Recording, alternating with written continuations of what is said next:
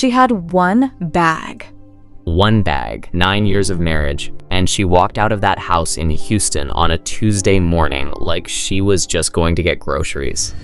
No screaming, no slamming doors. No dramatic speech. Just Sashi Bridges, 34 years old, one bag on her shoulder, and a heart so tired it had stopped hurting and gone quiet.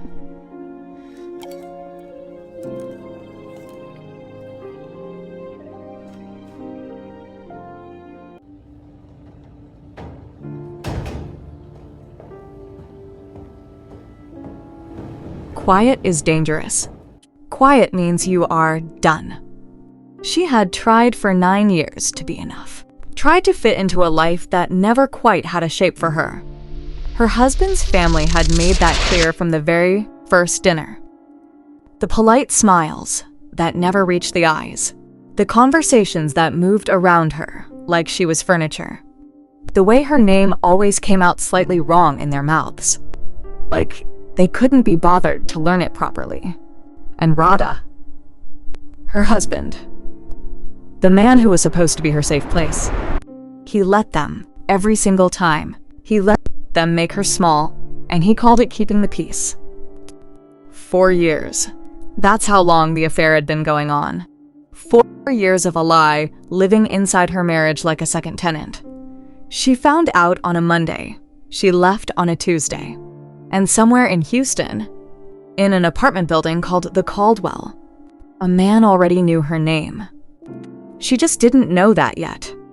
Before this story goes any further, if you have ever loved someone who made you feel like you were too much and never enough at the same time, I need you to hit that follow button right now. Because what happens next in this story? Nobody saw it coming. Not her, not him, and definitely not me. Follow. You will want to see where this goes. The Caldwell was a mid-rise building on the edge of Midtown Houston. Not fancy, not rough. Just clean and quiet and anonymous. Exactly what Sashi needed. She applied through a rental agency on a Wednesday. By Friday, she had the keys. The building manager told her the application had been approved personally by the owner, skipping a waitlist of 47 people. She thought that was strange for about 30 seconds. Then exhaustion won, and she stopped thinking about it. She moved into apartment 4B. The man in 4A was Korean, tall, quiet in a way that felt deliberate rather than shy. She saw him twice the first week, once at the elevator, once at the mailboxes. Both times he nodded. Both times she nodded back. That was it. She was too busy rebuilding herself to notice him properly. She found a job at a small catering company in the museum district. She cooked. She worked. She breathed for the first time in years. And on Sunday mornings, she cooked for herself the way her grandmother had taught her. Generously, abundantly, like there was always someone worth feeding. Old habits are stubborn things. The first Sunday, she made too much jollof rice and left a container outside her door out of instinct. She used to do this at home, leave food for neighbors. It made Radha cringe. She had stopped doing it. She did it now because she could. The next morning, the container was outside her door again. Empty. Perfectly clean. No note. She stood in her doorway looking at it. Second Sunday, she made extra again. Same thing happened. Third Sunday, she opened her door and he was right there, just arriving home. Tall, dark coat. A book under his arm. Looking just as surprised as she was. They both looked at the container in her hands. 3 seconds of silence. Whatever that smell is. Thank you. She laughed. Real. Unplanned. The kind of laugh that comes from somewhere deep that hasn't been touched in a long time. He went still when he heard it. Not awkward still. Something else. Like a man who just heard a sound he didn't know he'd been waiting for. His name was Manohar Kwan. He told her that evening in the hallway. She told him hers. He said it back to her immediately. Sashi, perfectly, completely, no adjustment. Such a small thing, such an enormous thing. They talked in the hallway that first time for 20 minutes. It was supposed to be 5.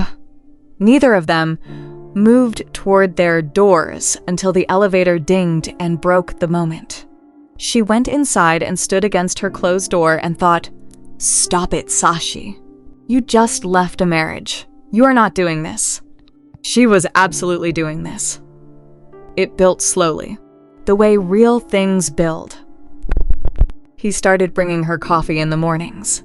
Good coffee, from a Korean cafe 2 blocks away that she hadn't found yet. He'd knock twice and leave it outside her door before 7 a.m. without waiting for thanks. She found a crossword book outside her door one Tuesday. No note. She had mentioned exactly once. In the hallway that she used to do crosswords on Sunday mornings before her life got complicated. He had remembered. Radha had never once remembered a thing she said in passing. She sat with that crossword book in her hands for a long time. A small potted plant appeared on her doorstep on a Thursday. A yellow chrysanthemum, a folded note underneath it. The note said, "Your apartment looks like nobody lives there yet. Somebody should." She put it on her windowsill. She watered it every day. She did not examine too closely why it mattered so much. The evening it all shifted, really shifted, was a rainy Wednesday in October. She was in the hallway, locked out of her apartment, waiting for the building manager to bring a spare key.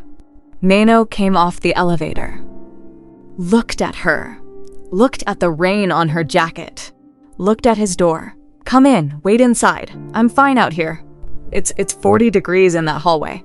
I said I'm fine. Sashi, come inside." The way he said her name. Lord. The way he said her name. She went inside. His apartment was clean and warm and full of books. Not decorative books, read books. Broken spines, folded corners, notes in the margins. She walked along his shelves while he made her tea without asking what kind she wanted. He brought her exactly what she would have chosen. She didn't ask how he knew. Some things you just accept. They sat at his kitchen table. The rain hit the windows, and they talked, really talked, in the way she hadn't talked to anyone in years. She told him about her marriage, about 9 years of being made to feel like an apology for existing, about the affair, about packing one bag on a Tuesday morning and not looking back. He listened to every word. He didn't say, "I'm sorry." He didn't say, "You deserve better." He didn't offer susuins or silver linings. He just listened, all of it, start to finish. Then he said, "Manohar Kwan," quietly, "Thank you for telling me that. That was it. Thank you for telling me that." Like her story was a gift. Like she had given him something precious instead of unloaded something painful. She felt something crack open in her chest. She looked at this man across his kitchen table, the rain still going outside. And she understood that she was in serious trouble. The good kind, the terrifying kind. He cooked for her the following Friday. Showed up at her door at 7 in the evening, with groceries and the quiet confidence of a man who had decided something. "I'm making dinner. You can watch or help. Either is fine. You're cooking in my kitchen." "Yes. You didn't ask." "I'm asking now." She should have said no. She pulled up a stool and watched him cook. He made doenjang jjigae, his mother's recipe. He explained every step without being asked. His voice was low and even. His hands were precise and unhurried. She watched those hands more than she should have. More than was reasonable. More than she could explain if anyone had asked. They ate together at her small table. The city hummed outside. Somewhere in the middle of the meal, the conversation went quiet. Not uncomfortably. The warm, comfortable quiet of two people who have stopped performing and started just being. He reached across the table, He tucked a loose lock behind her ear. Just that. Just his hand. Just her ear. Nothing else. The whole world stopped for a moment. Mano, I know. He left after dinner, but at her door he stopped, turned back, looked at her with something so open and unguarded that she almost couldn't hold his gaze. I'm being careful with you. I need you to know that. This, whatever this is, I am being very careful with it. She nodded. She leaned against her closed door after he was gone and pressed both hands to her chest like she was trying to hold something in. She was falling. Fast. And completely. And there wasn't a single thing she wanted to do about it. And then, the world cracked open. It was Yash Cho who told her. Mano's quiet right-hand man. He knocked on her door on a Thursday morning, when he knew Mano was out. He stood in her doorway and he told her everything in the flat, even voice of a man who had decided and she deserved the truth. Manohar Kwan was not just her neighbor. He was the Houston chapter head of one of the most powerful Korean criminal networks on the American Eastern Seaboard. Legitimate businesses up front, restaurants, logistics, private security. Underneath, something far larger and far darker. And her estranged husband, Radha Bridges, had been illegally running money through Mano's network for 14 months without permission. Without paying tribute. Stealing from a system he had no right to touch. Mano had been watching Radha for over a year. When Sashi applied for the apartment, Mano recognized the name, approved her personally, moved her to the top of the wait list. She was leverage. She was never a coincidence. I'm telling you because he won't. And you should know. She sat in her apartment for 4 hours after Yash left. Not crying, just sitting, processing, turning it over and over in her hands like something broken she was deciding whether to keep. Then she walked next door and knocked. He opened the door and looked at her face and knew immediately. She walked past him into his apartment, turned around, looked him straight in the eyes. Tell me the truth. All of it. Right now. He told her. Every word. He stood in the middle of his living room and gave her the full truth without softening a single edge of it. He had approved her application because of Radha. He had intended to use her proximity to apply pressure. And then, 3 days after you moved in, I told Yash to close the file, to find another way, because I sat across from you in that hallway and I could not do it. I have made hard choices my entire life, and I have never once walked away from something useful. You are the first time I chose a person over a position, and it scared me more than anything in 20 years of this life. She stared at him. You chose me over your position. 3 days in, before the coffee, before the crossword book, before any of it, I had already chosen you.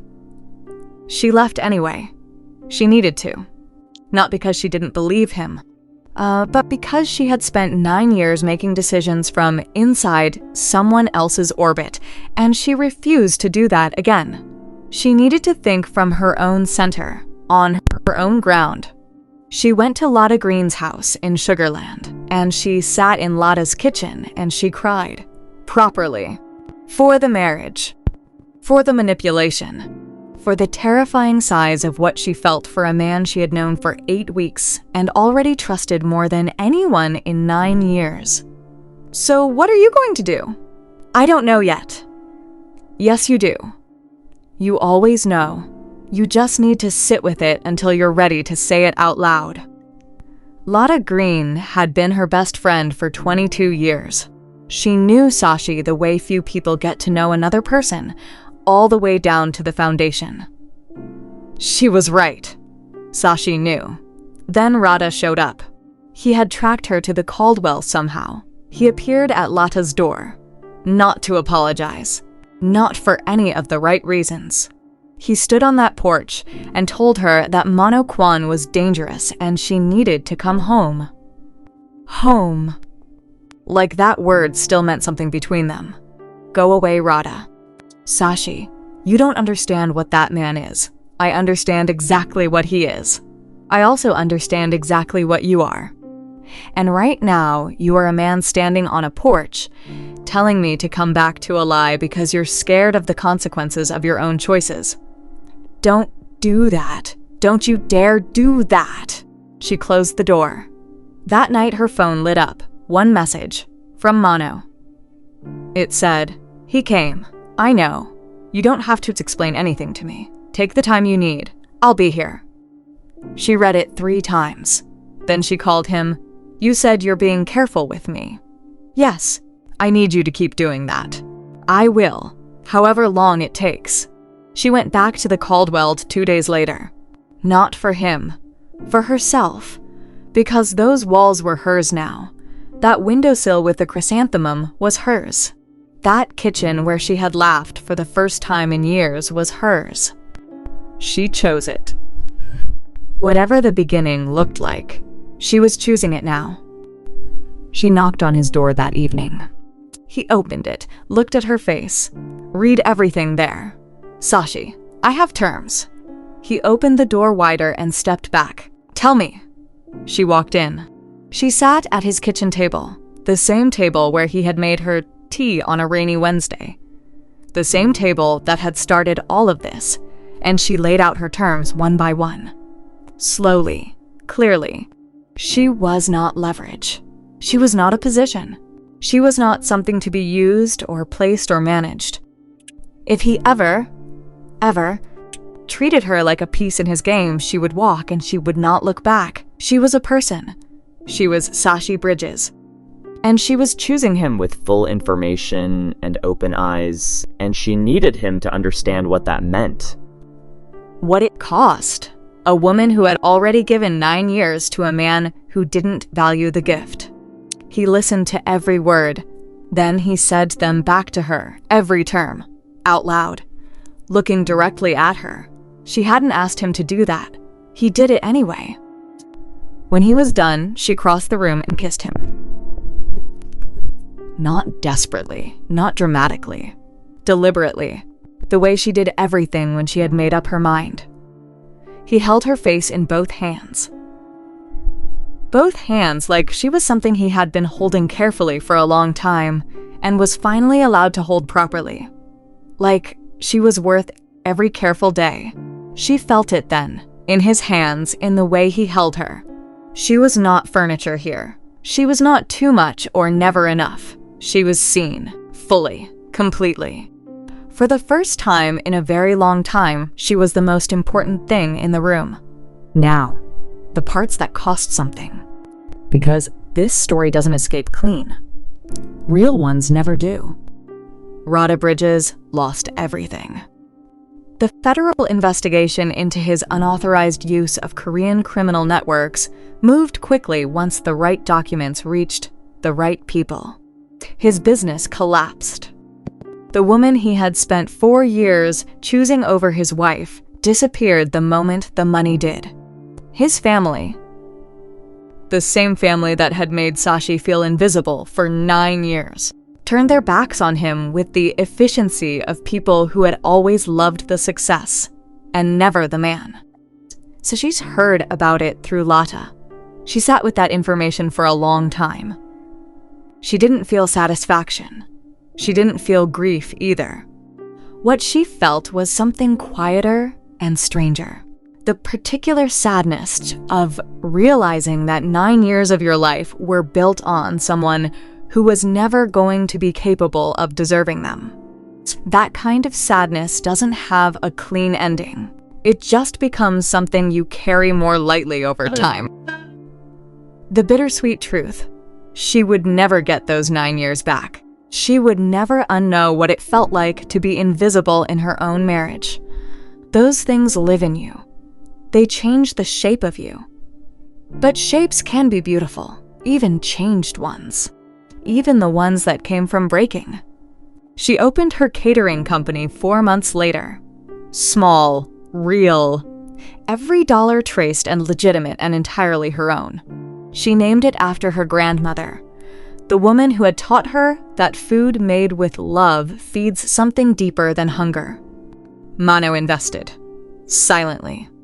On a contract, she drafted herself with terms so specific and so airtight that her lawyer called her impressive and slightly terrifying. He signed it without changing a single word. The company grew. She grew with it. She walked into every room like she owned it now, because she did. Because she had built it.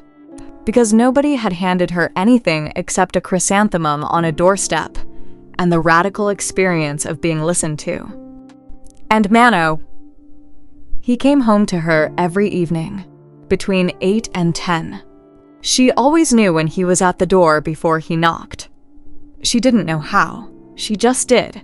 She would be at the stove or at her kitchen table with her company books, and she would just know. And she would smile before she heard his knock. He always noticed the smile. It still did something to him. Every single time. They were not a fairy tale. She wanted to be clear about that. To herself most of all. He was a complicated man, living a complicated life, and she had walked into it with her eyes open. There were things about his world she didn't ask about. Things she had decided were not hers to carry. But the man who came through her door every evening, who remembered everything she said in passing, who held her face like she was worth being careful with, that man was hers.